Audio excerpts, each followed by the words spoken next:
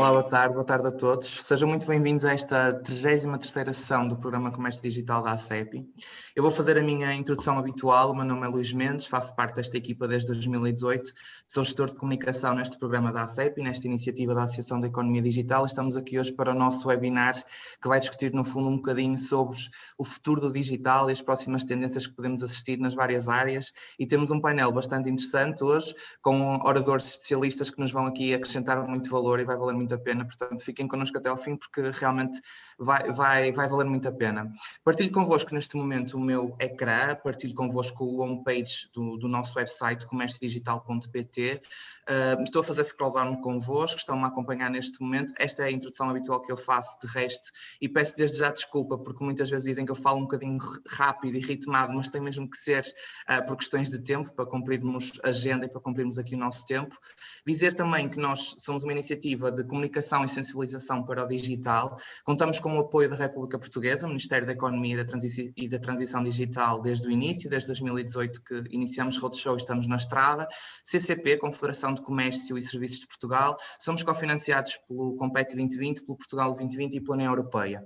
Com parceiros institucionais, contamos também desde o início a Ponto.pt, que é a entidade responsável pelo registro e domínio de topo português, o Ponto.pt, a Bytalk, que é uma empresa especializada em automatização de marketing digital para pequenas e médias empresas em Portugal, também do Porto, e a Câmara Municipal de Viana do Castelo, que é onde a nossa equipa operacional está associada desde o início. Como patrocinadores Master, contamos com a Mastercard, a DPD, a CIBS e o CTT. Contamos também com o apoio dos patrocinadores principais, a Milênio BCP, a NOS, a SAG e também o DHL, desde o início deste projeto, que foi então em 2018. Dizer ainda também que uma das outras grandes iniciativas que está incluída neste projeto, no pacote de medidas deste projeto, é a Academia Comércio Digital. A Academia Comércio Digital, para quem não conhece, é muito semelhante ao Ateliê Digital do Google. É uma academia que é uma plataforma, no fundo, de e-learning, que vocês podem, no fundo, através de uma plataforma, de um clique, aprender mais sobre o digital, no conforto das vossas casas, na segurança dos vossos domicílios, atualmente em contexto pandémico. Podem fazer estas videoaulas, estas lições do curso. Cada videoaula tem, no final, um teste ou um exame para aferir conhecimentos. Devo dizer também que esta academia, esta plataforma de ensino à distância, de capacitação, no fundo, serve não apenas para quem tem pouca literacia digital, mas também para quem já percebe um bocadinho deste assunto, desta temática, e no fundo também quer reciclar conhecimentos, o que acaba por ajudar, e é gratuito, é completamente gratuito. Portanto, ainda por cima tem direito a um certificado no final. Portanto, aconselho a que de facto visitem a Academia Digital e concluam este curso. No início do programa, do projeto, como eu estava a falar, tínhamos um roadshow, estávamos em estrada, tínhamos várias associações empresariais, comerciais e industriais que eram nossas parceiras, fazíamos sessões em vários municípios ou localidades ou cidades, por Portugal fora, mas na verdade com a pandemia tivemos que adaptar o nosso modelo e tivemos então que adaptar e criar uma agenda de webinars, e estamos aqui hoje para isso. Quem quiser visitar e ver ou rever, assistir aos nossos webinars anteriores, também pode fazer. Estão disponíveis no nosso website. Temos também um separador chamado Como Fazer, e como a nossa grande missão é, de facto, ajudar e apoiar na revolução digital e na transformação digital das empresas portuguesas, sejam elas micro, pequenas ou médias empresas da área de comércio e de serviços, nós criamos esta secção, que no fundo tem guias práticos, tem PDFs que vocês podem consultar, podem fazer download, e vos vai ensinar, no fundo, a mexer em algumas ferramentas e a tirar o máximo potencial destas mesmas ferramentas para, no fundo, sempre alavancar o vosso negócio na internet. O nosso objetivo é sempre esse, passa sempre por aí, por vos ajudar a vocês comerciantes. O nosso target, o nosso público-alvo é de facto muito aquele comércio de rua, o comércio tradicional, aquele comércio mais de proximidade, e no fundo esta secção também pretende vos ajudar com isso, e também no fundo para vocês poderem fazer em vossas casas ao vosso próprio ritmo. O Estar Informado também é outro separador no qual nós vamos colocando toda a atualidade digital, seja em Portugal ou no mundo, vamos colocando artigos, estudos, alguns artigos também que saem dos nossos parceiros ou patrocinadores. Temos também aqui os webinars, mais uma vez, para quem quer rever ou assistir pela primeira vez, para quem não pode estar connosco aqui em live. Nós estamos neste momento em direto no Zoom e também da nossa página oficial do Facebook, comerciodigital.pt. Estes webinars ficam aqui gravados e também ficam gravados de resto no nosso canal do YouTube, Comércio Digital da ACEPI. E pronto, e podem visitar, recomendo, invistam aqui algum tempo, nós vamos colocando aqui as principais novidades daquilo que se vai falando do digital em Portugal e no mundo, para no fundo também se manterem atualizados e estarem connosco e estarem tipo, em sintonia aqui com o programa Comércio Digital da ACEP. O nosso parceiro .pt lançou também uma iniciativa logo no início deste programa chamado Voucher 3 em 1. O Voucher 3 em 1 oferece uma presença digital básica para quem ainda não está a dar os primeiros passos na internet. O que é que este voucher inclui? Inclui um domínio.pt gratuito durante um ano, o registro deste domínio, e vai incluir também o acesso a caixas de e-mail profissionais, ou seja, para quem tem presença digital na internet, mas de facto ainda tem um e-mail que é @gmail ou @hotmail, ainda se vê bastante, infelizmente, em Portugal, é essa a realidade. Nós conseguimos, de facto, dar acesso a caixas de e-mail profissionais com @o vosso domínio, a vossa marca.pt. Este voucher também vai dar acesso a uma ferramenta gratuita de construção de um website, uma ferramenta simples, intuitiva, básica, muitas vezes ela de drag and drop, depende do registar que vocês escolherem, vários têm soluções próprias, e também oferece este alojamento de site durante um ano. E por falar em credibilidade e confiança, que falava relativamente aos e-mails e às caixas de e-mail profissionais, temos também outra grande iniciativa a decorrer, chamado Selo Confio. Seloconfio.pt é, de facto, o maior certificado de confiança e transparência na internet. É uma grande iniciativa que é uma parceria entre a .pt, a ACEP e a DECO, da Defesa do Consumidor. Vários nomes, players do nosso mercado, grandes players do nosso mercado já aderiram, como a El Corte Inglês, como a FNAC, enfim, também para incentivar o pequeno e o médio comerciante e o pequeno médio empresário a estar connosco e também a utilizar este Selo Confio como uma grande ferramenta de marketing, que é, de resto, porque nós temos uma equipa que audita todas as ferramentas e todos os trâmites do site para garantir que está tudo em conformidade e que está tudo dentro dos trâmites legais. Obviamente que além de testar confiança e a credibilidade no mercado nacional em Portugal, dizer que a grande mais-valia também deste selo é que dá acesso ao Trust E-Commerce Europe, ou seja, quer vocês vendam online para Portugal ou para o mercado europeu ou para o mundo, este é um selo que de resto vai atestar a confiança no vosso internauta, no vosso consumidor ou no vosso cliente. Seja um site institucional ou corporativo ou então uma loja online, nós sabemos que de facto a fraude e a segurança estão outra vez na ordem do dia, a pandemia veio de facto trazer outra relevância e outro peso a esta questão, então de facto um selo Confio neste momento é uma grande mais-valia e aconselho a que coloquem nos vossos sites, porque vai-vos ajudar com certeza na internet.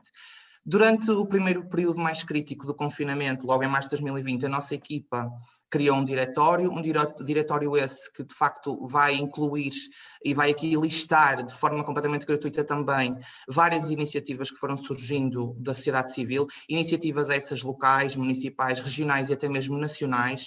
No fundo, é um diretório que também ele, passando a redundância, tem alguns diretórios de negócios e algumas iniciativas que vos podem ajudar, mais uma vez, a alavancarem os vossos negócios na internet, dizerem que no fundo estão a trabalhar, diretórios começou logo no início a dizerem que estão abertos, por exemplo, para o setor da restauração, dizer que começaram a falar com os vossos clientes através do WhatsApp, do Facebook, do Instagram, começaram de facto a comunicar com os vossos clientes e potenciais clientes através da internet, também através de região, apoiar o comércio local e no fundo acabou por ser bastante útil e temos aqui uma lista completa que vos pode ajudar e auxiliar nesta revolução digital. Temos outra grande iniciativa também a decorrer, que é o E-Commerce de Portugal, a campanha hashtag E-Commerce de Portugal. Nós criamos esta iniciativa enquanto ACEP, enquanto Programa Comércio Digital, no Natal, neste Natal que passou. Porquê? Porque os nossos estudos continuam a dizer que, de facto, os consumidores portugueses compram bastante e os 3 países onde mais compram é Reino Unido, Espanha e China. Assim sendo, nós queremos incentivar ao consumo nacional, à compra em sites nacionais. Portanto, se tiverem, de facto, uma loja online, podem descarregar o selo aqui, podem consultar o manual de normas, podem utilizar o vídeo, temos aqui tudo para consulta e download gratuito, mais uma vez, que podem de resto aproveitar e também dizer ao vosso consumidor: comprem nacional, comprem em Portugal e comprem em sites portugueses, o que acaba também por ajudar e acaba também por criar aqui um cluster e uma sinergia e parcerias bastante interessantes. Hoje, para não me alongar muito mais, porque estamos aqui curtos em tempo e em agenda. Passaria já a palavra a Paulo Villa-Luz, que é CEO da Thinkland, que nos vai aqui falar então sobre este tema que parece muito abrangente e vago sobre o futuro do digital, mas que no fundo nos vai ajudar aqui a debater questões bastante pertinentes e nos vai dar aqui um fio condutor e umas perspectivas boas para um futuro próximo. Paulo, a palavra é sua e muito obrigado pela presença desde já e aos restantes também. Presidente, eu assumo que seja o Alberto primeiro. Peço desculpa, o Alberto é primeiro. Força, Alberto. Okay. Já estão a ver a minha apresentação, não estão? Ok. Sim. Então, em primeiro lugar, muito obrigado aqui à CEPI e ao Comércio Digital. É sempre um prazer os CDT estarem presentes neste tipo de iniciativas, que vêm promover, que promovem toda a transformação digital que está em curso, neste momento a nível planetário, em particular aqui em Portugal. Todos nós temos consciência que esta crise pandémica acelerou muito o crescimento do digital e da transformação do digital dentro das nossas organizações, dentro dos nossos negócios. Houve claramente aqui o grande salto do e-commerce durante o ano passado e neste momento continuamos nessa mesma onda, a surfar um pouco também toda esta crise que estamos a viver em termos de saúde e de pandemia. O objetivo desta minha intervenção seria dar-vos alguns insights em termos das principais tendências que há no digital e em particular no domínio do e-commerce e depois também quais as soluções que os CDT têm neste momento para ajudar as empresas, as pequenas, médias empresas, os pequenos empreendedores, a entrar no mundo digital, a vender online, e a terem soluções completas, desde a criação de um site ou do onboarding de um catálogo no marketplace até à sua entrega total em casa dos seus consumidores que compram através do online. Como o tema deste webinar era o futuro digital, então começaria aqui com este primeiro slide, que é um slide que, como estamos a falar do futuro digital, isto resulta de um inquérito que nós fazemos regularmente para um conjunto de 40 experts do domínio do e-commerce em Portugal, e em que nós podemos ver quais são aquelas inovações mais relevantes no futuro próximo do retalho online em Portugal. Vemos claramente que a inteligência artificial e o data analytics aparecem aqui mais pontuados, isto segundo até duas vagas, uma em outubro que fizemos e agora outra em março, e depois aparecem outras tecnologias, outras inovações, que no caso da logística também são muito importantes, como a robótica e também o Internet of Things, e depois mais atrás o blockchain e a realidade aumentada. Nós, CTT, claramente nós estamos muito já ao nível das automações de processos, ao nível da robótica, é onde nós temos tido e desenvolvido mais aplicativos e mais soluções. A nível da inteligência artificial, por exemplo, ligada à questão da otimização das rotas dinâmicas nas grandes cidades e do planeamento de toda a nossa distribuição, é claramente também uma tecnologia que nós estamos a utilizar muito. Os veículos autónomos, já fizemos testes até com drones, com a Connector Robotics, que é uma startup que em Portugal nós já fizemos testes nessa natureza, e ao nível da robotização, destacava aqui, por exemplo, os AGVs, não são mais do que Automated Guided Vehicles, que associados a braços robóticos, substituem pessoas, por exemplo, no abastecimento de máquinas de automação, do sorting de encomendas nos CTTs. Isto é apenas para dar aqui algum enquadramento que o digital passa muito por estas tecnologias, no online e no retalho online isto acaba por ter muito impacto ao nível da logística também, mas o meu foco neste momento era olharmos mais para o e-commerce. E para isto eu faria aqui um breve starting point em termos do que era o e-commerce em Portugal antes do Covid, antes da crise pandémica. Aqui sim há alguns indicadores, todos mais ou menos nós conhecemos. Por um lado, Portugal evidenciava ou evidencia um grande gap relativamente às melhores práticas mundiais do e-commerce. Apenas 3, 4% em 2019 do retalho era retalho online, apenas abaixo de 40% das empresas portuguesas tinham uma presença online, abaixo de 30% das empresas portuguesas vendiam ou faziam negócios online. Isto do lado da oferta e do lado da procura, onde os portugueses ainda compravam muito internacionalmente, em sites internacionais, muito na China, muito em Espanha, no Reino Unido e nos Estados Unidos, Alemanha, França, mas a nossa oferta portuguesa, em termos da oferta e dos retalhistas e dos comerciantes portugueses, ainda tínhamos uma pouca afirmação, e ainda temos. As grandes referências ainda continuam a ser o AliExpress, a eBay, a Amazon, e depois mais a seguir aparece então a OLX, que tem presença em Portugal, mas que é uma marca internacional, a Vorten, que é uma marca que também surgiu cá em Portugal e que neste momento já tem uma dimensão mais internacional, e a FNAC. De toda a maneira, quer dizer, já se evidenciava nos anos anteriores um crescimento progressivo do e-commerce em Portugal.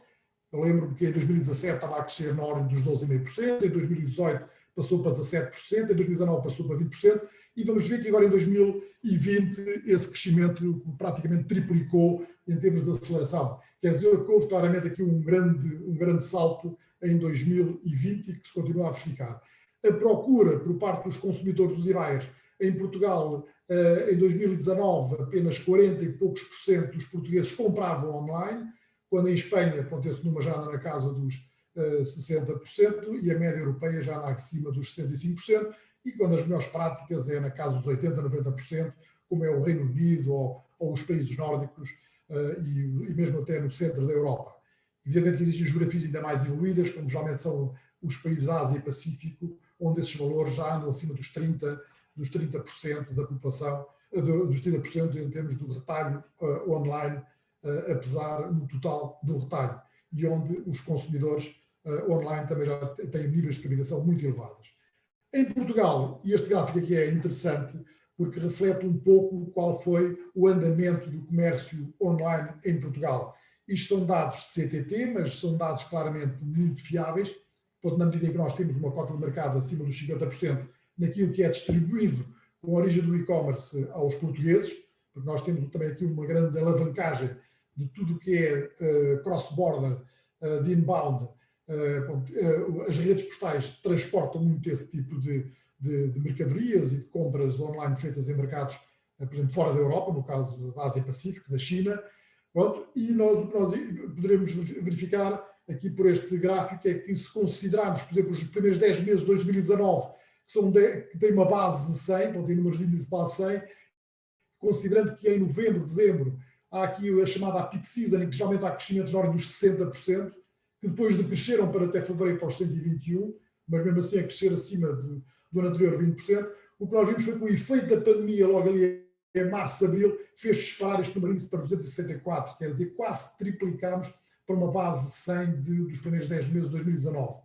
Houve com o desconfinamento, é interessante vermos a correlação depois com o desconfinamento, em que há uma baixa, depois pelo número índice 200, mas depois que andamos, o final do ano 2020, praticamente a mais do que triplicar, ponto que revela que o efeito da pandemia associado ao efeito da peak season em 2020 fez com que houvesse aqui grandes efeitos e grandes pressões nas operações de entregas, de logística, de todos os operadores no mercado em Portugal. Portanto, nós, como também podemos ver, o mercado, e se isto são nossas estimativas, e neste momento eu até já posso concluir, até já por resultados mais recentes, mais novos, que o crescimento do mercado do e-commerce em Portugal cresceu acima dos 50%, nós na altura estimávamos o valor de 40% a 60%, eu neste momento posso afirmar claramente que o crescimento foi acima dos 50%, até mais próximo até dos 60%, já do limite superior que estávamos aqui previstos, o que é claramente acima também do que foi o crescimento do mundo.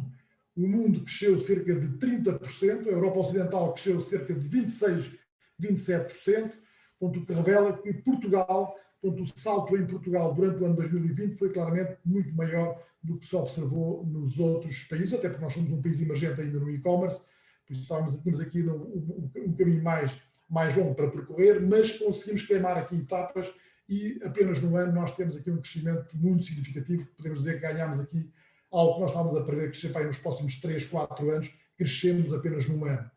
Os CTT, em termos de tráfego, e se olharmos só para o tráfego de e-commerce dos CTT, cresceu acima dos 90%, por isso que nós crescemos mais do que o mercado. Por isso, Portugal cresceu acima da Europa, nós crescemos acima do mercado português. E houve aqui algumas alterações também no perfil de compra dos portugueses. Os portugueses passaram a comprar mais, houve mais portugueses a comprar, cerca de mais de 10 a 15% dos portugueses entraram a comprar online. Portanto, todo o ambiente de confinamento, stay at home, levou a isso mesmo. A recorrência de compra também aumentou, o número de compras aumentou de 15,8 para 19,5, cerca de 20%. O número de compras de produtos por compra também aumentou, o ticket médio também aumentou, e tudo isto conjugado do lado da procura acaba por ser muito consistente com aquele crescimento que se prevê na ordem dos 60% do mercado, quando nós estamos a olhar para os lados dos e-sellers, do lado da oferta. Houve uma alteração também aqui nos hábitos de consumo. Todas as categorias aumentaram, mas houve aqui algumas categorias que aumentaram mais do que outras. Por exemplo, os livros, a eletrónica, os produtos de casa, os produtos grocery and food, por exemplo, o alimentar, a farmácia, ponto de segurança, produtos frescos, etc. Natural, num ambiente de confinamento que crescessem mais em 2020 e ganharam peso no conjunto do nosso basket de compras na internet.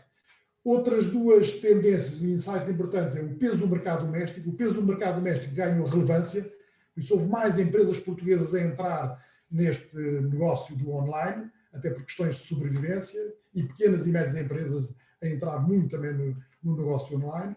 O reforço dos marketplaces, os reforços dos marketplaces nacionais, também tiveram aqui uma grande, foi também um dos canais que serviu para fazer o onboarding de muitos pequenos negócios na venda do online. E em termos da logística, houve aqui também algumas tendências, alguns insights que eu gostava também de realçar. Por um lado, assumiu maior relevância às entregas em casa, porque as pessoas estão mais em casa, mas também outras soluções como o Click and Collect e os lockers que tenderão a ganhar peso no pós-pandemia, assim como, por exemplo, o Same Day Delivery, por as entregas rápidas, as entregas mais nas grandes cidades, isto também muito ligado à urgência de alguns produtos, ao alimentar, ao grocery, etc., veio para ficar, assim como as operações de fulfillment, por isso toda a integração dos sistemas de armazenagem com as ordens de compra no online e depois com as entregas também de uma forma muito mais integrada. Por isso o Omnichannel veio para ficar, o canal online veio ganhar peso, e isto veio exigir por parte dos operadores de logística também maior flexibilidade no supply chain. Pronto, os CTT, como é que responderam a isto? Responderam um pouco no seu posicionamento já natural. Pronto, os CTT não são apenas um operador de logística, são essencialmente um operador de logística, de entregas, mas também são um operador de e-commerce. Um operador de e-commerce porque tem um posicionamento em toda a cadeia de valor do e-commerce. Não apenas nas entregas, nas reduções, na logística, mas também, por exemplo, no onboarding de empresas, pequenas e médias empresas que queiram vender online.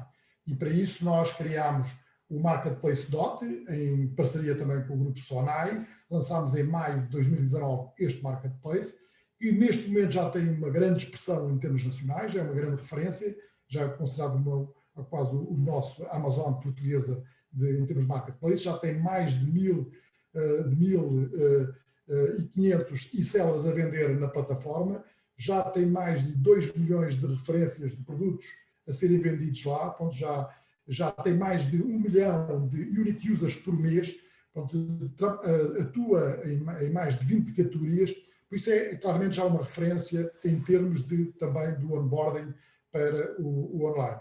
Criámos também, isto interessante, e nós nem adivinhávamos que vinha aí a pandemia, mas em outubro, novembro de 2019 começámos a criar uma plataforma de criação de lojas online CTT, e nós fizemos isso em parceria com um parceiro tecnológico, que neste momento nós já temos mais, aliás, ali estavam 1.750 lojas registradas, mas neste momento nós já temos mais de 1.800 lojas, já transacionámos mais de 80 mil produtos, já faturámos, quer dizer, já fizemos um GMV no conjunto destas lojas acima dos 2,5 milhões de euros, por isso é uma forma de nós fazermos aqui também o onboarding de muitas pequenas, médias empresas, pequenos negócios a criarem a sua loja online, por isso temos este canal. Lançámos também já, isso lançámos em março, logo em plena pandemia, logo praticamente na segunda quinzena de março, quando se iniciou a pandemia, faz hoje um ano, que nós lançámos também esta plataforma. Em junho lançámos também outra plataforma interessante, que é um marketplace de comércio local, um marketplace que funciona numa simples app, em que os nossos promotores deste serviço acabam por ser os municípios. Nós já temos esta plataforma em mais de 20 municípios, neste momento online, já mesmo já instalada. Se vocês forem se descarregarem a app CTT Comércio Local, vocês veem que neste momento já temos lá 13 municípios, já temos lá lojas, já temos lá centenas de lojas destes vários municípios, de pequeno comércio local, que utiliza, portanto, esta app, que era para fazer o onboarding dos seus produtos. Então, tem uma lógica de back-office, também pode ser feita em web, mas também pode ser em PC, mas também pode ser feita logo diretamente através da sua app. Mas o utilizador, pronto, um pouco à la Glovo, ou um pouco à la Uber, pode consultar todos estes produtos que estão nesta app, fazer as suas compras, fazer os seus pagamentos, e depois ou as entregas são feitas por takeaway ou são feitas pela logística dos CTT, quer em termos de entregas locais, quer em termos de entregas nacionais. Por isso foi uma forma de nós também levarmos, portanto, este potencial de uma rede CTT a que empresas que apenas vendiam para o seu bairro, para a sua rua, para a sua terra, passaram a também poder vender a nível nacional usando esta plataforma de marketplace comércio local. Bom, lançámos também uma plataforma de CTT Logística, que é uma plataforma que não faz mais do que a integração de todo o processo de armazenamento e de preparação e entrega e associação aos seus sites ou às suas plataformas onde estas lojas têm os seus sites. Por exemplo, nós estamos neste momento a integrar com o DOT, estamos a integrar, por exemplo, com o e-commerce e também estamos neste momento a trabalhar na integração, por exemplo, com a Amazon, no sentido de lojas que queiram usar a nossa logística, mas que estão na Amazon, ou que estão, por exemplo, no DOT, ou que estão, por exemplo, ou têm, por exemplo, plataformas no e-commerce, poderem também usar esta plataforma para fazerem toda uma logística integrada. Em parceria com o DOT, como sabem, os CTT também têm divulgado e têm sido promotores de algo que é inovador até quase que a nível mundial, como são as feiras digitais. Nós, neste momento, já criámos dezenas de feiras digitais a nível do país. Pronto, pequenos produtores, pequenos comerciantes, pequenos municípios, desde o queijo da Serra da Estrela, desde os vinhos do Alentejo ou da região do Dão e Lafões, desde o xíxaro de Albaiázar ou desde as cerejas do Fundão, ou outros produtos, quer dizer, ou mesmo feiras do livro também do Porto. Quer dizer, nós temos feito de uma forma quase semanal, e também muito a pedido das várias entidades, muitas vezes ligadas a municípios ou até mesmo a organizações de feiras. Nós, por exemplo, a Feira da Castanha, estou agora a ver a Feira da Castanha também, que nós também lançámos, ou a feira, por exemplo, da batata doce de Algesur. Portanto, conclusão, através destas plataformas que nós temos, CTT, e em parceria também com o DOT, que é o nosso marketplace por excelência, nós temos vindo também a suportar e a ajudar as pequenas, médias empresas e os pequenos produtores a entrar no online. A nível de outras iniciativas também interessantes, destacava aqui, por exemplo, a parceria com o LX, em que nós também propiciamos e como sabem, o LX é um marketplace muito no C2C, mas também para pequenas empresas que também estão lá, a integrar nos seus processos de venda, usando a plataforma e de anúncios do LX, terem também um link para um serviço de entregas, quer em casa de quem compra, quer nas lojas do CTT. Por isso, tem essas duas modalidades. Eu posso vender um produto aqui em Lisboa para alguém que está em Braga ou em Bragança e faço o processo de negociação toda através do LX ou através até telefonicamente, mas depois o processo das entregas das entregas poderá ser feito colocando um produto numa loja, numa estação do CTT, depois é recolhido no outro lado, na estação ou outra loja dos CTTs, por exemplo, em Bragança ou em Braga, mas também poderá ser feita em casa das pessoas e o carteiro vai lá entregar a encomenda que foi desencadeada através do LX. É uma forma também de nós funcionarmos aqui como um enabler de logística de plataformas já existentes também no C2C. Lançámos também iniciativas interessantes, por exemplo, com a Uber, fizemos uma parceria com a Uber e nas entregas rápidas, urbanas, em cidades onde os CTT não tinham este serviço, que é o CTT Now, onde nós com a Uber alargámos esta oferta de possibilitar que produtos de entregas rápidas possam ser feitas usando a plataforma do CTT Now, que integra depois com os motoristas da Uber e que fazem as entregas em determinadas, nas várias cidades onde a Uber está instalada, porque os CTT só fazem este serviço em Lisboa, Porto e Braga. E lançámos também uma iniciativa muito relevante, foi os lockers CTT. Nós neste momento temos um conjunto de lockers que já vai num parque de 75 lockers e estamos também a desenvolver um locker nacional, usando também todas as competências nacionais da indústria nacional. Temos 3 parceiros, um da metalomecânica, outro da eletrónica e outro do software, que nos permite neste momento, e é a nossa ambição, montar milhares de lockers nos próximos 2 anos, no sentido de estabelecermos aqui uma rede muito capilar de conveniência de entregas de encomendas que tenham origem em compras online, onde tem lugares mais convenientes, 24 horas, 7 dias por semana, disponíveis para que os consumidores que compram online possam aceder a estas opções de entrega. Por isso, concluindo, eu depois não iria falar muito mais, nós, com este tipo de soluções, os CTT são claramente um operador de e-commerce que atua em toda a cadeia de valor do e-commerce, com soluções quer de marketing e publicidade, e não apenas marketing e publicidade de correio, mas marketing e publicidade também digital. Por isso temos plataformas que combinam estas várias soluções, desde o e-mail marketing até outras soluções. Na venda online, nós temos o Marketplace Dot, que permite empresas e sellers poderem também vender através deste marketplace. Temos a plataforma de lojas online CTT, que permite a qualquer negócio criar o seu site de uma forma muito intuitiva e rápida e barata. Temos a plataforma de comércio local. A nível dos pagamentos, nós integramos depois todas as modalidades de pagamento. Nós hoje, em qualquer das plataformas, integramos todas as modalidades de pagamento, cartão de crédito, MBWay, multibanco, PayShop, etc. Estamos mesmo a construir a nossa própria gateway de pagamentos online. Na logística, aí é o nosso core, aí trabalhamos em todas as componentes, desde a armazenagem, à preparação, ao picking, ao packaging, às entregas, e entregas rápidas, entregas em pudos, em pick-up points, em lockers. Estamos neste momento, por exemplo, a desenvolver uma plataforma de plugins para integrar, em termos do nosso shipping, com todos os géneros de plataformas, seja o e-commerce, Shopify, seja PrestaShop, seja Magento. Por isso temos temos soluções completas em toda a cadeia de valor do e-commerce. Portanto, era isto que eu gostaria de vos transmitir.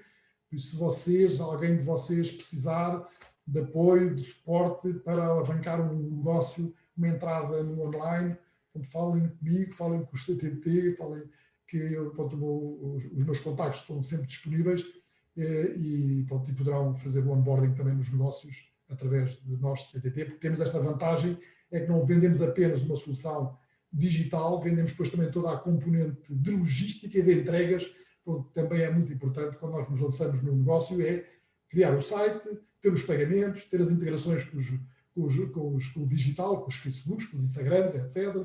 Ter a faturação, ter as entregas, ter as devoluções, ter a armazenagem, ter tudo. Nós temos todas essas funcionalidades, por isso podemos ajudar um empreendedor só com uma ideia a montar o seu negócio no digital e com todas as suas componentes também físicas e integrações com as outras valências de qualquer negócio. Portanto, era isto que eu vos queria apresentar. Obrigado, Alberto. Obrigado, diretor de e-commerce do CTT Portugal. Pedindo já desculpa pelo meu lapso e agora sim é que seguimos viagem nesta partilha para Paulo Luz, CEO da Thinkland. Alberto, pedi-lhe só então para interromper a sua partilha de ecrã, dizer também que estas apresentações, mais uma vez, vão estar disponíveis no nosso website e qualquer dúvida que tenham, nós vamos encaminhar para os especialistas, os oradores, para quem não tem aqui de momento os contactos nos slides, podem enviar para nós info@comérciodigital.pt que nós encaminhamos. Paulo, obrigado, força. Obrigado pelo convite, é um prazer estar nesta sessão, num projeto que eu conheço muito bem, tive no início e, portanto, um projeto excelente. Portanto, parabéns pelo projeto, que vai ter novos desafios, pelo que sei. Parabéns também ao CTT e ao Alberto pela apresentação e pela dinâmica que têm tido nesta área. Só não estou tão satisfeito porque o Alberto dificultou-me mais a vida, porque fez uma excelente apresentação, mas tendo em atenção à apresentação do Alberto, acabei por focar e vou apresentar dois temas diferentes. O que é a nossa experiência Syncland nos pagamentos e outra, o que é um documento muito recente da Comissão Europeia que aborda os objetivos para uma década digital e, portanto, abordar estes dois temas. São diferentes, mas complementam aquilo que foi transmitido há pouco da evolução do e-commerce pelo Alberto, que fez uma excelente apresentação.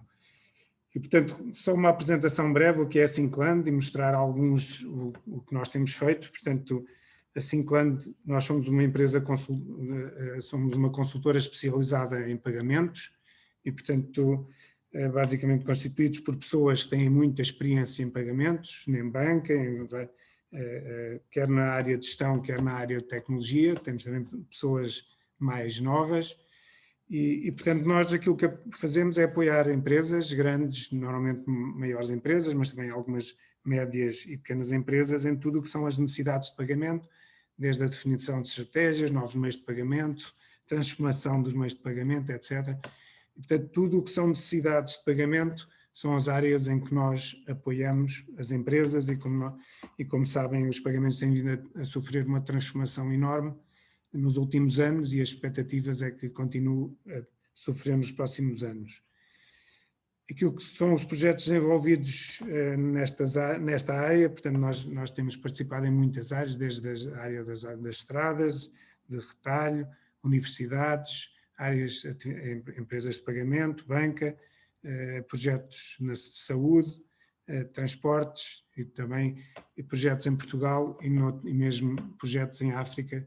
Portanto, temos estado em vários projetos de transformação e aquilo que nós fazemos é estudar e apoiar em conhecendo todo o contexto de pagamentos, seja métodos de pagamento, seja emissores, seja acquirers, plataformas, seja em Portugal, na Europa, na América, portanto, para todo o mundo. Então, nós basicamente o que fazemos é estudar permanentemente aquilo que existe, seja plataformas, seja para marketplace e, portanto, apoiamos naquilo que são as necessidades de pagamento. Só para terminar, e também a pedido de vários clientes, nós acabamos por desenvolver uma componente tecnológica, uma plataforma tecnológica de integração e orquestração de pagamentos, basicamente com dois objetivos, um para melhorar toda a relação com os clientes e outro toda a eficiência da empresa. Portanto, basicamente o que nós ligamos aos canais com todas as plataformas, métodos de pagamento e integramos com ERPs, dando vários serviços de valor acrescentado. Eu não vou aqui ler todos, mas desde a perspectiva omnicanal, um routing inteligente, toda a componente de eficiência, contabilística, reconciliação, até toda a componente de apoio, e nomeadamente olhando para o futuro e naquilo que é os novos desafios do Open Banking, Request to Pay, toda a ligação e utilização destas novas componentes que têm vindo a crescer muito em termos de outros países. Em Portugal tem vindo a ser um pouco mais lento, mas é claramente uma evolução que está a acontecer e há várias empresas em Portugal que também já estão a avançar bastante nesta componente. Portanto, isto é uma apresentação simples do que nós fazemos e, portanto, novamente, uma grande especialização ou especialização nos pagamentos. Entrando no outro tópico, e, portanto, um tópico completamente diferente, mas, novamente, para tornar a sessão mais interessante e olhando para 2030 e, portanto, deixando o momento atual, vendo o que é a ambição da Europa. Isto é um documento que foi divulgado há dias e, portanto, é um documento que agrega aquilo que é a ambição e as áreas de atuação da União Europeia, onde nós estamos incluídos, com os objetivos para 2030. E, portanto, aquilo que está incluído nesse documento basicamente são 4 grandes quadrantes. Portanto, as pessoas, com todas a componente de competências das pessoas, as infraestruturas, o negócio e os governos. E, portanto, a ambição é que a Europa venha a equilibrar mais as forças com os Estados Unidos e com a China, que bem precisa. E, portanto, indo um pouco mais a fundo, em termos de competências, aquilo que é a ambição é crescer para um nível de especialistas em tecnologias de informação de 20 milhões e uma convergência de géneros. Nós sabemos que as senhoras têm estado menos envolvidos nos últimos anos em tecnologias de informação e, portanto, há uma grande ambição de reequilibrar também o género e, portanto, quer rapazes ou raparigas, estudantes, estarem mais equilibrados. E em termos de competências digitais básicas, ter um mínimo de 80% da população com estas competências e, portanto, claramente, isto vai subir muito os valores que o Alberto há pouco mostrou da importância do e-commerce. Em termos de infraestruturas, aquilo que está neste plano é o lançamento do 5G em todos os países, é avançar muito em semicondutores, em todas as componentes de nuvens e periferias, alta segurança, e lançar o primeiro computador com aceleração quântica. Aquilo que é mais importante, possivelmente mais importante para esta nossa conversa, é o esforço e a ambição de adotar tecnologias nas empresas e, portanto, garantir que 75% das empresas utilizam novos conceitos como a cloud ou a nuvem, inteligência artificial e tudo o que respeita à utilização de dados, que aqui é chamado megadados, alargar e aumentar muito o número de empresas unicórnio. Portanto, nós sabemos que em Portugal temos 3 e, portanto, era fantástico se conseguíssemos duplicar ou triplicar em Portugal e, portanto, para além da OutSystems, da Farfetch e da Talkdesk, conseguir ter mais empresas em Portugal era fantástico e conseguir digitalizar aquilo que é o termo utilizado, utilizadores tardios e nomeadamente em empresas, atingirem um nível básico no mundo digital, que é muito o que nós estamos a fazer neste programa do comércio digital, que é exatamente este processo junto das PMEs de sensibilização e de trazer estas empresas para o mundo digital, que é uma missão nobre, fantástica, que tem vindo a ser realizada e que tem novas ações já planeadas para a frente. Por último, só a ambição, tudo o que respeita a serviços públicos e nesta área dos serviços públicos, Portugal tem estado à frente dos outros países, mas, portanto, em termos europeus, é garantir que todos os serviços funcionam por internet, que sejam os serviços públicos, toda a componente da saúde e um projeto de identidade digital que tem vindo a ser tem vindo a ter um desenvolvimento muito grande nos últimos anos e novamente em Portugal nós com o cartão de cidadão estamos bastante avançados e com outras iniciativas. Portanto, a ambição em termos europeus é ter também os serviços públicos completamente digitalizados. Por fim, só indicar 3 domínios que ainda são mais, eu diria, são mais uma ambição, estamos um pouco mais longe, mas em termos de ambição, que já vai começar a haver projetos no sentido de desenvolver tecnologias, estas tecnologias, o 6G, tecnologias quânticas e toda a utilização da tecnologia na luta contra as alterações climáticas e com os desafios ambientais, que é um esforço enorme de muitas empresas em termos europeus, nomeadamente das grandes. E, portanto, estas 3 áreas, claramente mais para a frente, mais para 2030, mas as anteriores vão ter um impacto muito grande em todos nós. Portanto, eram estes 2 temas que eu trazia para complementar aquilo que são as restantes apresentações. Portanto, resta-me agradecer de novo e desejar que continue a ser uma excelente sessão. E obrigado a quem está a participar. Boa tarde. Obrigado nós, Paulo, e retribuo-lhe os parabéns e as congratulações, porque também sei que tem desenvolvido um trabalho muito importante e valioso na direção da ACEP. Indo então agora para a parte jurídica, com o Jorge Silva Martins, que nos vai então aqui elucidar mais sobre estas questões. Força, Jorge, obrigado.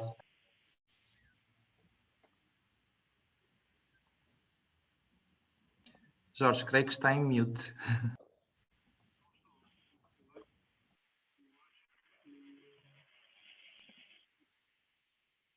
Não estamos a ouvi-lo, Jorge.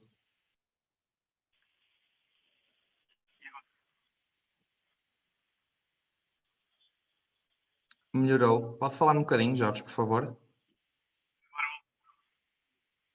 Um bocadinho ao longe.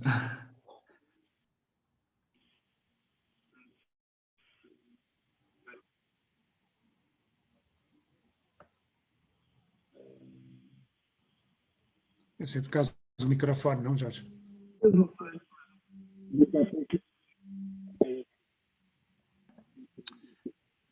Jorge, enquanto vê isso do microfone, se calhar passávamos para o Tiago e depois fechávamos com a sua apresentação. Fechamos com chave de ouro. Pode ser, Tiago? Claro, vamos a isso, Luís. Deixa-me então só partilhar aqui a minha Força, Tiago. apresentação Obrigado. e vamos dar o kick-off a isto. Ora bem, então, muito boa tarde a todos e obrigado aqui ao Luís e à Rita pelo convite para estar aqui presente um bocadinho e para falar sobre a minha perspectiva de quem trabalha nisto também há uns aninhos. O Paulo referiu ali, também só quero dizer ali um comentário, o Paulo falou de ali 3 unicórnios, nós temos um dos melhores exemplos de empresas em Portugal que é muitas vezes pouco falado, que é o exemplo da Prozis, e eu sempre que as pessoas falam nas outras empresas unicórnio, eu gosto sempre de dar este exemplo de uma empresa que gosta de estar na sombra e que cresce muito, por onde eu por acaso tive o gosto de passar e acho que é um excelente exemplo. Pronto, o que é que eu venho falar? Um bocadinho então deste futuro digital e agora para onde? Então, muitas vezes nós, enquanto empresas ou enquanto utilizadores, ouvimos muitas vezes falar que o e-commerce é o futuro. E é verdade que, enquanto utilizadores, o Covid-19 veio-nos mostrar que o e-commerce é realmente um boom. Mas todos esperávamos este boom relativamente ao Covid. Uma das coisas mais importantes que nós tínhamos que pensar é: e agora, é possível continuar a manter as pessoas ligadas a nós? Porquê? Porque não há uma segunda oportunidade para dar uma primeira boa impressão. E por isso, nós também temos que pensar que o e-commerce não é assim tão recente.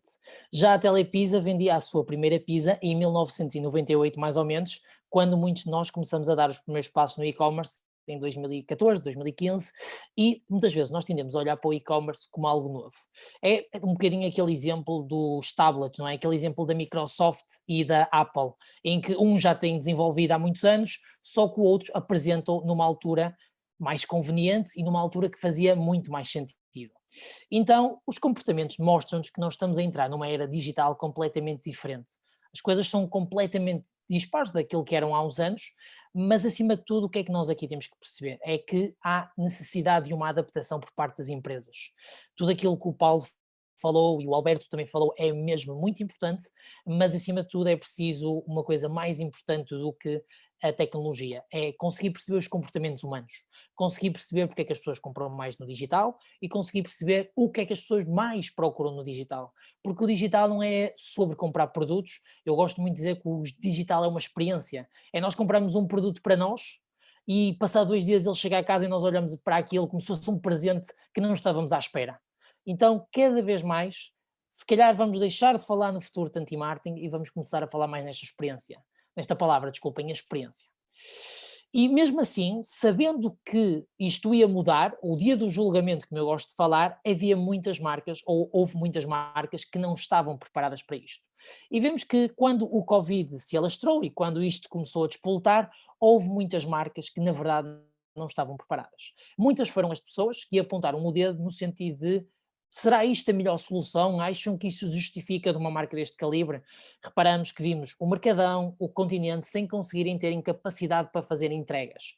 Qual é que é muitas vezes aqui a grande pergunta que nós temos que nos fazer é: há pessoas que já nos compram online, há pessoas que já estão habituadas a uma excelente experiência. São estes que nós não podemos deixar ficar mal, mesmo que existam novos que estão a vir ao de cima. Então, qual é que é a grande pergunta que nós temos que nos fazer? É se estes hábitos de consumo online vieram para ficar. Eu partilho aqui uma coisa que eu num grupo de Facebook, está uma semana vi, que era alguém a perguntar como é que eu melhoro o page speed do meu site, porque acho que é fundamental. E algumas pessoas mais na área do desenvolvimento vinham perguntar: mas será que o page speed é alguma coisa que tu realmente queres melhorar? É que há sites como a Coca-Cola, como a Nestlé, que até têm um page speed muito fraco, e não é por isso que as pessoas deixam de visitar.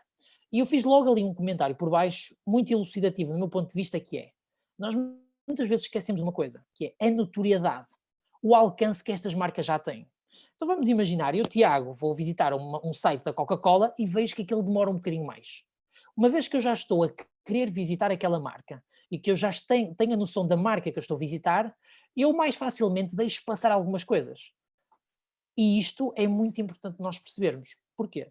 Porque há marcas que não têm esta notoriedade, e é aquilo que eu falei ali atrás, desta segunda oportunidade para dar uma primeira boa impressão. E se aquela primeira experiência não for fundamental, então provavelmente pode não haver uma segunda. E perdemos ali aquilo que poderia ser um futuro cliente. Então, será que as nossas empresas ou o nosso tecido empresarial está preparado para isto? A minha clara ilação é que não. Mas acima de tudo não é porque não querem. É porque o nosso tecido empresarial é constituído acima de tudo por pequenas e médias empresas. E estas pequenas e médias empresas vão encontrar aqui um conjunto de dificuldades que as vão deixar, obviamente, contra a parede. Primeiro, reparem, nós até podemos falar que os marketplaces são a solução, mas muitas vezes nós também temos que pensar aquela questão que é, terão aquelas marcas oportunidade para ficar sem uma margem de 10, 15, 20%? Logo, esta é uma das razões que nós temos que nos colocar a nós próprios, no sentido que, é verdade, é uma excelente forma de nós validarmos um produto, mas a longo prazo é uma estratégia para nós. Depois, esta falta de recursos para nós conseguirmos acompanhar todas estas necessidades. Reparem, grande parte das empresas em Portugal não tem um diretor de marketing. Muitas vezes tem uma pessoa na empresa que tem 1 ou 2 anos de experiência que é considerada aquela que é o responsável de marketing. Mas é realmente uma pessoa responsável de marketing, é realmente uma pessoa capaz de dizer qual é que é a direção. Depois, esta falta de literacia digital que nós temos constantemente vindo a falar. Porque nós achamos nós que lançar um projeto online é simplesmente criar uma loja, piscar os dedos e vamos embora, mas nada disso. Sabemos que um dos grandes problemas das lojas online é a falta de literacia no que diz respeito aos investimentos. É o facto de eu não saber como é que eu chego às pessoas. Depois, esta falta de visão estratégica para nós consigamos entender qual é que é realmente a importância digital. Quer dizer que o offline vai deixar de fazer sentido? Quer dizer, como perguntavam nos comentários, as lojas físicas vão deixar de fazer sentido? Não. Enquanto houver lojas físicas e houver digital, falamos de uma experiência omnicanal, falamos de algo que realmente faz muito sentido. É eu encomendar algo da Zara, esse algo vem-me com defeito, vem-me com problema, não é aquele que eu quero, e eu aí já estou disposto a pegar no carro e ir a uma loja para trocar o produto. Se muitas vezes esta questão não existe quando falamos em algo que é só online, nós tendemos, utilizadores, a fazer logo aqui das duas uma. Ou enviamos um e-mail ou vamos para as páginas das redes sociais disparatar a torta e a direito com as marcas. E isto, estão a ver, abre automaticamente aqui um precedente. E depois, o principal erro, no meu entender, é o foco constante numa última fase do funil. Estarmos constantemente focados em converter. E muitas vezes eu deparo-me com N exemplos destes no Facebook, em display, por aí fora. Eu pergunto, quem é esta marca que está-me a tentar vender algo numa fase tão precoce, quando eu nunca ouvi falar dela e quando tenho um produto que eu ainda não entendi a proposta de valor? Porquê é que eu ia comprar uma t-shirt da marca XPTO quando a Nike me vende uma igual ao mesmo ou 10 euros mais barato? Uma marca que para mim já tem um posicionamento tão rasgado. E depois, vamos parar de tratar os consumidores como o consumidor. Isso já não existe há muitos anos. Porque um dos grandes problemas que nós temos é não adaptarmos a comunicação e estarmos constantemente a falar para as pessoas da mesma forma. Duas gerações completamente opostas. Umas 0% nativas digitais e outras nativas digitais sem tirar nem pôr. Aos 2 anos desbloqueiam tablets e metem no YouTube o que é que querem ver. Reparem que o nosso foco vai ser este, cada vez mais, perceber que esta evolução do consumidor digital é uma realidade e que não está a melhorar para o nosso lado. Vemos que estes utilizadores estão cada vez menos atentos, são os chamados multitasking, chamam-se eles multitasking, que é o que eu digo, não consigo fazer 2 coisas bem ao mesmo tempo, mas eles querem fazê-las. E isto leva-nos a um grande problema enquanto empresas. Porque é que quando eles estão do nosso lado, focados naquilo que nós temos para lhes oferecer, porque é que nós tendemos a mostrar-lhes publicidade a torto e a direito como forma de gerar receitas? E muitas vezes o nosso grande problema é este, não entender acima de tudo que nós estamos dependentes de um monopólio da comunicação digital. E este é um grande problema, que é, nós estamos dependentes do Facebook Inc., Nós estamos dependentes da Google e nós só vamos chegar a esta conclusão mais cedo ou mais tarde quando um dia, se lá chegar, obviamente, ficarmos sem um deles. O facto de nós não percebermos que muitas das coisas que nós vendemos enquanto e-commerce é através daquilo que é a interrupção, e a intenção também é forte, mas a interrupção, o conseguimos chegar às pessoas quando elas não estão à espera, consegue ainda ser uma coisa muito valiosa. O que é que faz sentido nos dias de hoje investir? No meu entender, o topo de funil. O topo de funil, como nós víamos, para que nós consigamos cada vez mais chegar às pessoas e dizer: olá, eu estou aqui e sou uma nova marca, tenho algo para te apresentar, esta é a minha proposta de valor. E vamos deixar de estar constantemente focados numa parte de decisão ou de ação. Essa parte vai lá chegar.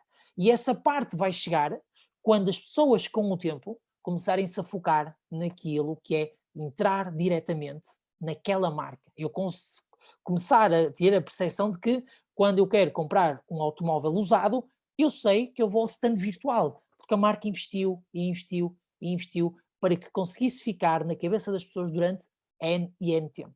E o nosso problema é nós queremos saltar etapas constantemente. Mas saltar etapas constantemente pode trazer resultados imediatos, mas quando vocês fecharem a torneira da publicidade, vão ver que mais cedo ou mais tarde aquilo vai trazer danos incalculáveis. Só que nós não temos esta reflexão, porque a torneira da publicidade está constantemente aberta e a drenar. O grande desafio que nós temos é convencer as marcas a investir, mas investir sem qualquer retorno imediato. Porque nenhum de nós tem uma bola de cristal e vai investir na futurologia e podemos dizer aos nossos clientes qual é que é o retorno que eles vão ter. Acima de tudo, o que nós podemos dizer é que isto é um caminho. E o digital é um caminho muito longo e que pode trazer bons resultados, mas nada nos garante que é o caminho certo para a empresa em questão. Muito obrigado a todos e desculpem aqui a demora. Obrigado Tiago. Vamos então agora tentar apresentar agora Jorge. Muito bem, boa tarde, desculpem há pouco aqui o tema com o microfone. Eu chamo Jorge Martins, eu sou responsável pela área de prática de acesso associados na área de tecnologia, dados e inovação digital. Sou vice-presidente da ACEPI e tenho estado particularmente empenhado e envolvido em temas de regulação e de legislação nas áreas do digital, que, como saberão, estão a mexer muito e vão mexer muito nos próximos anos. E precisamente por isso, eu, agradecendo também o convite e ao Comércio Digital o convite para falar um pouco, eu optei por trazer-vos, no fundo, o futuro digital, mas no fundo, desagregado em problemas e em questões que hoje em dia já impactam as empresas e que vão fazer parte, seguramente, da agenda das empresas para os próximos anos, naquele horizonte até que o Paulo falou há pouco, 2030. E por isso, eu, mais do que dizem os estatutos dos advogados, que os advogados não podem fazer publicidade aos serviços que prestam, e por isso vou tentar fazer essa publicidade através, no fundo, partilhando convosco a experiência que tenho em projetos de transformação digital, seja de empresas que eram basicamente empresas analógicas e que quiseram, em determinado momento e a partir de certa altura, transformarem-se digitalmente e passarem a ter não apenas uma presença online, que é um mínimo, digamos assim, mas terem verdadeiramente um modelo de negócio pensado também para o online. O grande salto está aqui. E depois tenho trabalhado já há bastantes anos com empresas com nativos digitais que têm um mindset logo de raiz digital e que constroem modelos de negócio digitais. Eu queria fazer convosco, e é um exercício rápido, não quero, depois da apresentação do Tiago, do Paulo e do Alberto, uma apresentação sobre temas jurídicos é sempre mais chata, e por isso eu quero ir muito diretamente aos pontos que eu acho que são importantes e tentar, se calhar, dar algum contexto daquilo que se fala, porque fala-se muito em temas de dados pessoais e todos nós direta ou indiretamente, seja ativamente, seja passivamente, desde 2018, pelo menos, fomos bastante assediados com temas de dados pessoais, ou tivemos que interagir com os nossos clientes e tentar obter, como sabem, o consentimento para tratarmos os dados ou para continuarmos a tratar os dados, mas o tema dos dados pessoais é apenas um tema e toda a narrativa do digital tem estado muito consumida com o tema dos dados, e aquilo que eu queria fazer convosco era, no fundo, enquadrar e dar algum contexto a todos estes temas e estes desafios do digital. Este slide não interessa para o caso. Partimos para o primeiro, dedicado a este tema. Eu identifiquei aqui 4 grandes áreas onde existem efetivamente grandes desafios no digital. Existem hoje, eu chamei-lhes desafios atuais, mas são desafios também futuros, porque vão marcar os próximos anos, têm marcado os meus últimos anos na área digital, e sei e percebo daquilo que tenho vindo a fazer ao longo dos anos, que estes são claramente temas que vão continuar a ser discutidos, que vão tornar-se ainda mais exigentes para quem tem uma presença online, para quem tem lojas online, para quem tem presença digital. E o primeiro grande tema é, dando este enquadramento, uma maior presença online significa uma maior exposição. E este primeiro pressuposto é um pressuposto que se divide ou subdivide em várias vertentes. Uma delas tem a ver com, por exemplo, se nós estamos no digital, nós estamos sujeitos a ciberataques. E se pensarmos em ciberataques, e se olharmos para o ano 2020, que é um ano que nos dá muita informação, porque houve aquela migração forçada e acelerada de muitas empresas para o digital, o que os dados de 2020 nos dizem, por exemplo, é que 50% a nível global dos ataques ou dos ciberataques que foram registados foram a pequenas empresas e não a médias empresas nem a grandes empresas. Por isso, metade dos ataques, dos ciberataques, foram completamente direcionados e pensados para pequenas empresas. O que significa que, sendo uma pequena empresa, provavelmente consciência de cibersegurança pode ser menor, o orçamento também será menor para temas de cibersegurança, mas a verdade é que há aqui verdadeiramente um tema que coloca em causa a informação não só dos nossos clientes, como a informação do nosso negócio, sobre as nossas projeções económicas, sobre os nossos dados financeiros. 50% dos ataques foram direcionados para empresas pequenas. 95% dos ataques foram causados por falha humana. E por isso, mesmo que possamos ter, e muitas vezes temos, sistemas de segurança da informação e segurança dos sistemas suficientemente robustas, a verdade é que há falhas humanas todos os dias e nós temos que estar preparados para essas falhas humanas e temos que ter, em função da dimensão da nossa empresa e do nosso investimento tecnológico, temos que estar preparados para responder a esse tipo de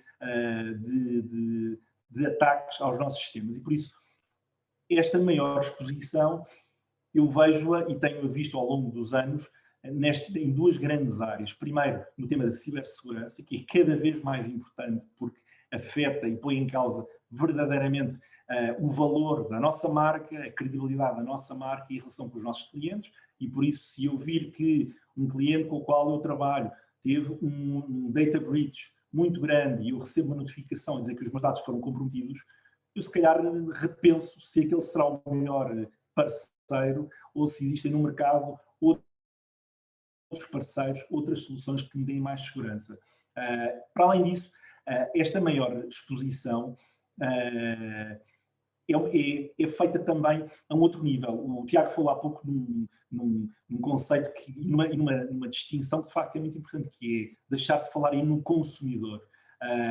E o cliente já não existe, existem diferentes clientes, diferentes consumidores, diferentes perfis de consumidores, e a partir do momento em que nós estamos online, em que o nosso negócio, a nossa atividade, a nossa operação está visível online, nós estamos completamente expostos aos nossos clientes, estamos expostos aos nossos concorrentes, estamos expostos ao público em geral, o que significa que o grau de sindicância e de controle sobre aquilo que nós fazemos aumenta no digital de uma forma exponencial e absolutamente extraordinária. E por isso, esta maior exposição significa que nós vamos ter que olhar para alguns temas de uma forma integrada, de uma forma organizada, como nós nunca tínhamos pensado nesses temas anteriormente. Depois há um outro tema que está ligado com este, que tem a ver com esta economia dos dados, ou seja, a nossa atividade, a nossa operação, a nossa empresa, o nosso negócio assenta com toda a certeza em dados, sejam em dados pessoais, de clientes ou de consumidores, seja em dados que não identificam pessoas, mas são dados da nossa operação, em que nós retiramos valor da análise desses dados, e por isso essa informação é absolutamente crítica para a nossa operação, que liga bem com o ponto primeiro, que é eu tenho que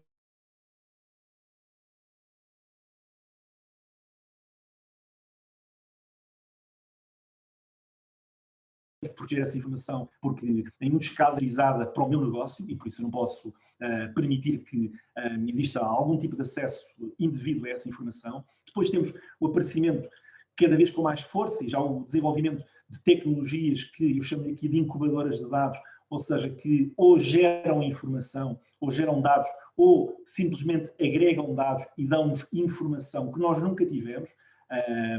O Big Data, que se fala muito hoje em dia, só é verdadeiramente relevante para a nossa empresa se transformar em Smart Data e se nós conseguirmos retirar de toda essa informação dados concretos que me permitem melhorar o meu serviço ao meu cliente, que me permitem oferecer um serviço melhor do que aquele que eu oferecia, ou que me permitam comunicar melhor com o meu cliente, de uma forma, se calhar até como eu nunca tinha pensado. Se pensarmos nestas duas vertentes, que no fundo que servem, pelo menos na minha cabeça, como grandes categorias de temas dentro do que são uma espécie de chapéu de todos os desafios do digital. O terceiro, eles estão todos interligados, o terceiro, eu falo na construção de uma nova relação com os clientes. Eu quando entro no digital ou quando passo a incluir o digital na minha operação, isso significa que, primeiro, eu tenho que desenhar uma customer journey completamente diferente e se o meu modelo for, como é hoje em dia, um modelo dominante de omnichannel, ou seja, eu não vou tratar cada canal de contacto e de comunicação com o meu cliente como um canal separado, mas eu vou integrá-los todos numa única experiência e é essa experiência que eu vou disponibilizar ao meu cliente, ao meu potencial cliente. Essa personalização que eu quero que exista dentro dessa experiência, eu não posso pisar as linhas vermelhas, o que significa que, voltando atrás, quando falamos de uma economia de dados, quando falamos na maior exposição que de facto nós temos no digital, ou que as empresas têm no digital de uma forma genérica, e nesta necessidade de se construir uma nova relação, que é efetivamente uma relação diferente da relação que existia anteriormente, que era dominantemente analógica e se calhar com uma ou outra componente digital, hoje em dia é dominantemente digital e vai ser cada vez, o digital vai ter um peso cada vez maior, eu vou ter que olhar também para esta relação que eu quero construir, ou quero reconstruir. E depois, neste ponto 4, nós estamos verdadeiramente a falar de um ecossistema digital que é francamente mais complexo do que o ecossistema analógico que nós tínhamos anteriormente, analógico ou predominantemente analógico. Primeiro, porque há um número maior de intervenientes do que aqueles que nós tínhamos, porque se nós tínhamos, o Alberto falou há pouco, sobre a logística e temos os CTT como um player absolutamente crucial e vital no ecossistema, a verdade é que os CTT são um player também vital e absolutamente central no ecossistema digital e por isso há um conjunto de stakeholders e de intervenientes no ecossistema que acompanharam, no fundo, esta transição, esta transformação digital, mas depois há novos players que nós não tínhamos muitas vezes no mundo analógico. Por exemplo, já se falou há pouco, o Alberto falou também um pouco sobre isso, marketplaces, há realidades digitais que nós não tínhamos, pelo menos construídos, podemos dizer que existiam alguns marketplaces analógicos, físicos, mas a verdade é que no digital as relações que se criam são completamente diferentes e são relações efetivamente novas. E a regulação e a legislação, nos últimos anos, têm sentido a necessidade de tratar estas realidades, por exemplo, os marketplaces, e vamos falar a seguir, ou queria falar-vos a seguir sobre este tema, que é o tema da responsabilidade, ou seja, eu tenho um produto, coloco esse produto no marketplace, há um cliente do marketplace que acede ao marketplace e que compra esse produto, seja eu o dono do marketplace, ou seja eu o merchant que coloca o produto no marketplace, a questão é até onde é que vai a responsabilidade de um, até onde é que vai a responsabilidade do outro. O consumidor, se tiver uma reclamação ou se tiver algum problema com o serviço ou com o produto, deve se dirigir a um ou ao outro. Qual é que é, até onde é que vai a responsabilidade de um e do outro? Estes são temas que são, não sendo temas novos, são temas que num mundo verdadeiramente e dominantemente digital, como aquele em que vivemos hoje em dia, e que vai ter cada vez mais peso,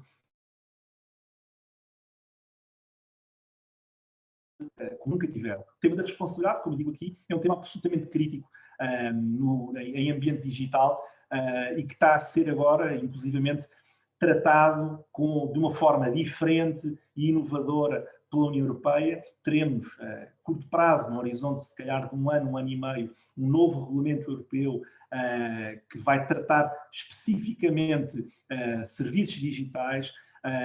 E dentro desse enquadramento vamos ter novas regras sobre responsabilidade. É precisamente um dos pilares da nova legislação. E depois há um tema muito importante de que nos esquecemos todos, muitas vezes. Eu já tive dezenas de assuntos relacionados com isto, que é propriedade intelectual. Quando esta maior exposição que eu falei no primeiro ponto, torna-nos também, e torna a nossa empresa e o nosso negócio muito mais apetecível para concorrentes, para todo tipo de pessoas e de entidades que querem basicamente pôr um travão à nossa empresa. Eu tive um caso, posso-vos contar, conto em 10 segundos, um caso de uma empresa uma coisa muito simples, uma empresa internacional da área da cosmética, que tinha um produto e nunca registrou a marca desse produto no país do fundo de origem. Esse produto era um produto que tinha uma cota de mercado muito grande, era um produto muito forte nesse mercado, era fora da União Europeia. Entretanto, essa marca e essa empresa resolveram entrar também na União Europeia, começar a vender esses produtos na União Europeia. E a primeira coisa ou das primeiras coisas que aconteceu quando o produto começou a ser disponibilizado em Portugal, foi uma pessoa, um senhor, que era um ex-sócio da empresa no país de origem, que não interessa a situação, mas claro que havia aqui um tema que vinha de trás, que registrou essa marca em Portugal. E preparou uma carta, enviou uma carta para esta empresa, simplesmente dizendo, peço imensa desculpa, mas esta marca está registrada em meu nome em Portugal e vocês não podem utilizar esta marca para este produto ou para este tipo de produtos em Portugal. Eu, infelizmente, entrei no tema já mais tarde e por isso já não fui a tempo de discutir este tema pela raiz, mas o resultado final, que foi aí que eu entro no tema, foi que este produto teve que ser retirado do mercado. O que, como devem imaginar, isto tem um impacto na relação entre esta marca e os seus clientes brutal. E estamos a falar de registro de marcas, estamos a falar, quando é o caso, de registrar uma patente, estamos a falar da proteção de segredos de negócio, segredos comerciais, que nós temos que garantir que quando interagimos com parceiros ou com prestadores de serviços, ou seja com quem for dentro deste ecossistema, ou com o dono do marketplace, ou seja com quem for, que os nossos segredos comerciais estão protegidos e não são partilhados com terceiros. O tema de propriedade intelectual é um tema absolutamente central quando falamos em digital e é um tema que com que eu me tenho confrontado muitas vezes nesta transição e nesta fase de transição analógica para o digital, como um tema que as empresas veem como um tema secundário e depois mais à frente, quando ele aparece como um problema, verdadeiramente, isso tem um impacto depois no negócio e no valor da empresa e da marca, que pode ser evitado se introduzirmos este tema desde o início no nosso mindset e na cultura da nossa empresa. Que propriedade intelectual é que nós temos? Que direitos é que nós temos e como é que nós vamos proteger esses direitos e essa propriedade intelectual no digital. Temos nomes de domínio, temos marcas, temos patentes, temos segredos de negócio. O que é que existe? Este é um tema muito importante e que eu acho que é um quarto pilar, digamos assim, deste exercício que eu queria partilhar convosco. Eu não queria, e não querendo demorar muito mais tempo, eu preparei um último slide para dizer, ok, respondendo um pouco a estes 4 pilares, a estes 4 grupos de problemas ou de grandes temas, quais é que são vias de solução, vias de resposta? O que é que nós podemos fazer? O que é que a nossa empresa pode fazer num processo de transição digital ou num processo de criação nativa digital? Eu identifiquei 7 pontos, podia ter identificado 70 com a maior facilidade.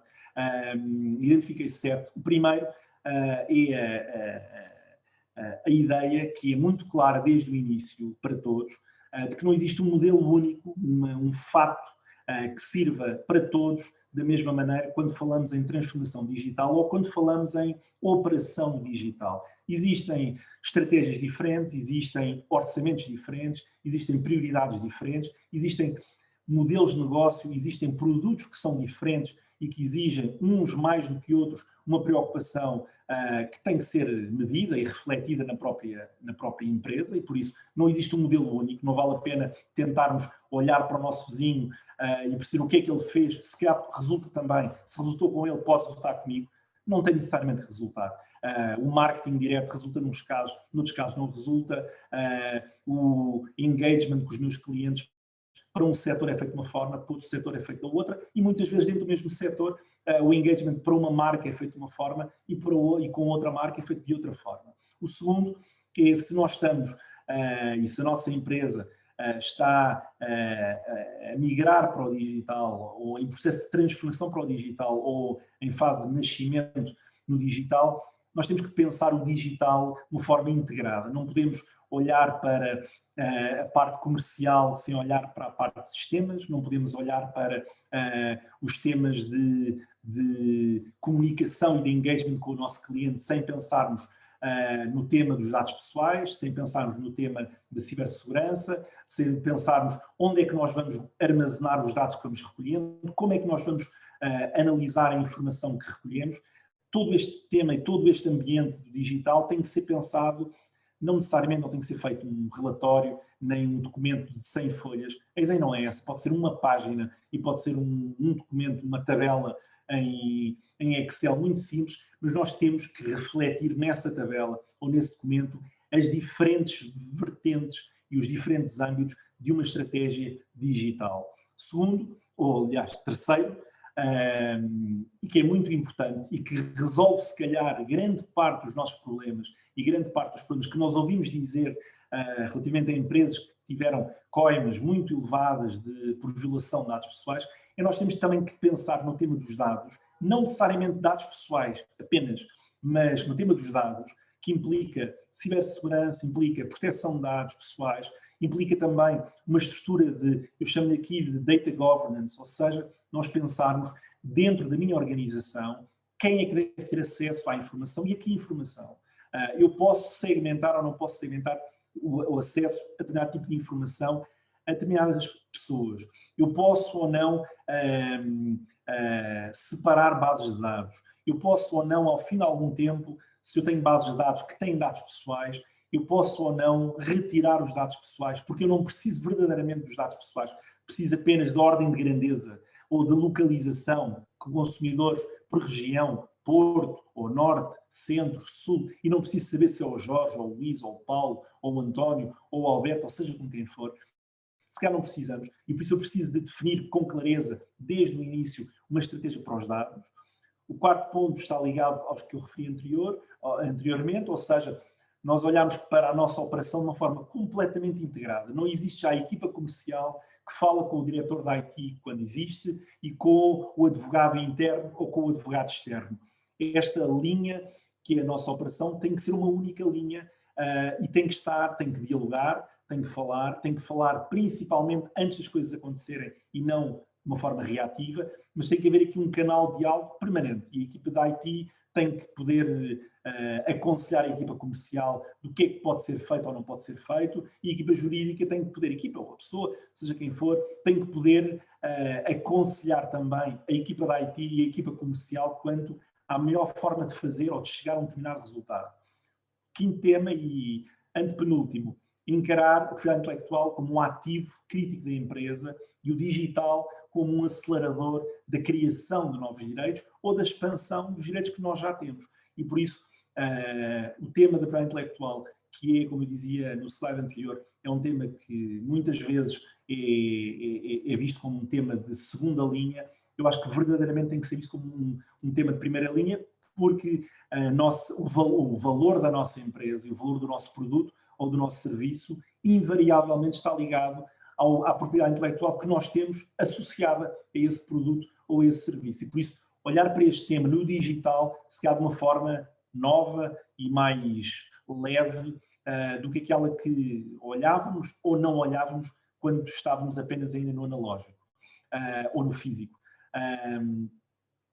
O penúltimo tema, muito importante, esta maior interdependência, e como eu falava há pouco, que o ecossistema é um ecossistema mais complexo, tem mais intervenientes, obriga-nos e obriga as nossas empresas no digital a ter que interagir com mais entidades e com mais stakeholders e com mais players. E aqui a grande recomendação que eu dou e que eu implemento com as empresas com as quais eu trabalho é contratualização.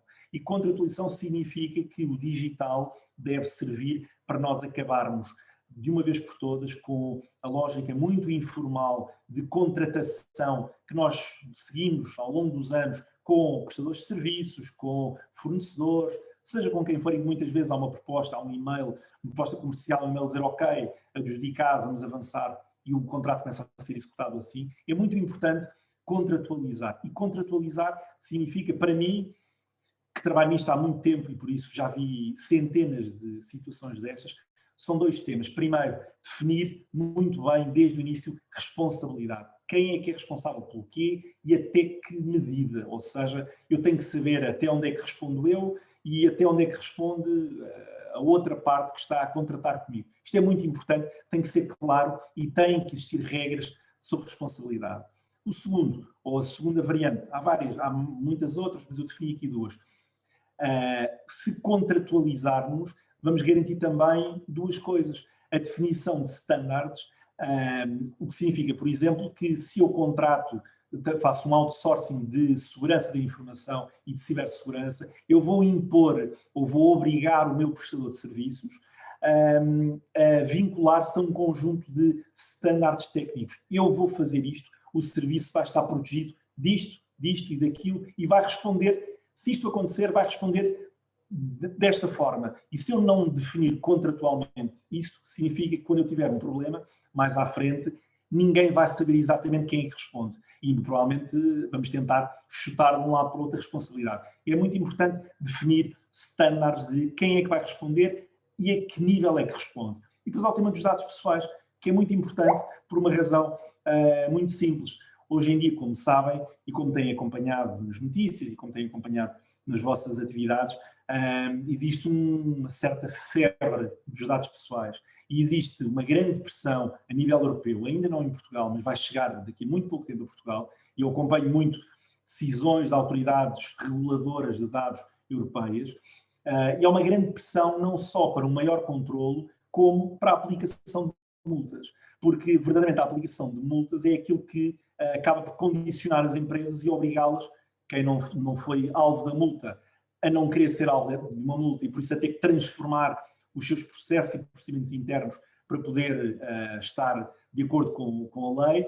Quem foi alvo de uma multa tem uma quebra de confiança e na sua marca e na relação de visibilidade e na relação com os seus clientes que não quer ter e quer evitar. E por isso este tema, que é um tema que vai claramente num crescendo até começarmos a ter em Portugal uma prática comum de aplicação de multas em empresas por violação de dados pessoais ou por violações de dados pessoais, significa que o ponto que eu referi aqui no ponto 3 de definirmos uma estratégia coerente e consistente de dados, que deve abranger dados pessoais, significa que quando eu contrato com um terceiro e esse terceiro vai fazer tratamentos de dados por minha conta, ou seja, eu vou dar instruções a essa empresa, ou seja, a quem for, para tratar dados por minha conta, é necessário definir contratualmente de quem é a responsabilidade caso exista um data breach. Se nós não contratualizarmos, deixamos estes temas todos, e há outros, estes temas todos por definir e eventualmente só serão decididos em tribunal ao fim de 6 anos, depois de termos gasto milhares e milhares e milhares e milhares de euros até ter uma decisão final. E por isso ninguém quer isso. Os advogados, se calhar, têm mais interesse. O conselho aqui não é como advogado, no fundo, é como advogado, mas que conhece estas empresas e conhece muito bem este ecossistema, nós temos que trabalhar na antecipação sempre e temos que salvaguardar sempre a nossa posição. Último ponto, para terminar. Todas estas vias de resposta que eu elenquei e os pontos que eu referi nos slides anteriores têm um pressuposto muito importante, que é nada disto é possível se eu não implementar na minha empresa. Não temos que ser uns geeks tecnológicos, mas tem que haver uma cultura digital que tem que gradualmente ser implementada na minha empresa. É uma cultura digital, por um lado, e é uma outra coisa, eu chamo-lhe aqui multiplataformas. Verdadeiramente o que eu quero dizer é que a cultura digital da nossa empresa, das nossas empresas, deve ser tecnologicamente agnóstica, o que significa que a preocupação que eu vou ter com o meu cliente, com quem interajo no Instagram, ou no Facebook, ou na minha plataforma, ou no produto que eu vendo através do marketplace do DOT, por exemplo, como o Alberto falou, a minha preocupação tem que ser exatamente na mesma medida e por isso o facto de mudar a plataforma não significa que eu possa simplesmente achar que estou menos visível, estou menos exposto e por isso estou menos sujeito ou tenho uma dose de risco a correr por cima de mim menor. Eu tenho que ser digital, tanto quanto possível, e tem que ser tecnologicamente neutro. E por isso, daí eu insistir muito nesta visão de olharmos para o ambiente digital como um ambiente onde nós temos que agregar várias variantes, vários âmbitos, e temos que olhar para eles de uma forma completamente integrada, sem criar fronteiras, sem criar muros, sem criar janelas, onde vamos tratando cada uma destas coisas separadamente. Era só isto. Muito obrigado pela atenção. Obrigado, Jorge. Obrigado a todos pelas valiosas partilhas. Alberto Pimenta, diretor de e-commerce do CTT Portugal. Tiago Almeida Nogueira, formador e consultor de marketing digital há vários anos, com muita experiência, inclusive também já foi meu formador numa pós-graduação de marketing digital. Paulo Vilaluz, o nosso CEO da Thinkland e também membro da direção da ACEP. E agora finalizamos e fechamos com chave de ouro Jorge Silva Martins, então aqui o nosso consultor jurídico, a falar destas questões do digital que nunca são demais. Dizer ainda, além de agradecer, obviamente, a presença de todos, que voltamos dia 31 de março, hoje a 15 dias, estamos cá de novo para falar de marketing digital para PMEs. Vamos estar aqui com o nosso parceiro Bytalk, que, como eu referi no início, é uma empresa portuguesa especialista em automatização de marketing digital para pequenas e médias empresas, também elas portuguesas. Vamos conhecer as ferramentas e o software deles, que é bastante interessante. Portanto, fiquem connosco, que vai valer muito a pena. E também vamos ter connosco o Mário Sousa do CTT, que é Product Manager no CTT. Portanto, vamos fechar este ciclo de webinars com convidados e especialistas e oradores de peso. Agradeço imenso a presença de todos. Já sabem, qualquer dúvida, qualquer questão, podem enviar para info@comérciodigital.pt. Estamos cá para isso, para ajudar, para auxiliar, é essa a nossa grande missão. E vamos regressar depois também de 31 de março, como disse o Paulo Vilaluz, e muito bem, com novos desafios, novos projetos e novas iniciativas do programa Comércio Digital da ACEP. Muito obrigado a todos, boa tarde e vemos então dia 31 de março. Obrigado, boa tarde. Obrigada, boa tarde. Obrigada e boa tarde a todos.